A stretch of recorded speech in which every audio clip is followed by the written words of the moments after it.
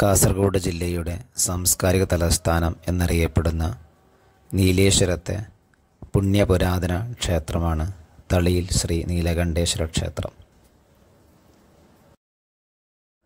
നീലേശ്വരത്തിന് ആ പേര് ലഭിച്ചത് ഈ ക്ഷേത്രത്തിൻ്റെ പേരിൽ നിന്നാണ് എന്നും കരുതപ്പെടുന്നുണ്ട്. മലബാർ ദേവസ്വം ബോർഡിൻ്റെ കീഴിൽ വരുന്ന ഈ ക്ഷേത്രത്തിലെ പ്രധാന പ്രതിഷ്ഠ ശിവനാണ്. ഉപദേവന്മാരായി ശാസ്താവ്, വിഷ്ണു, ഗണപതി എന്നിവരും കുടികൊള്ളുന്നു. നീലേശ്വരം ബസ് സ്റ്റാൻഡിൻ്റെ തൊട്ടടുത്ത് തന്നെയാണ് ഈ ക്ഷേത്രം. അതുപോലെ തന്നെ റെയിൽവേ സ്റ്റേഷനിലേക്ക് 5 മിനിറ്റ് ദൂരമാണ് ഈ ക്ഷേത്രത്തിന് ഉള്ളത്.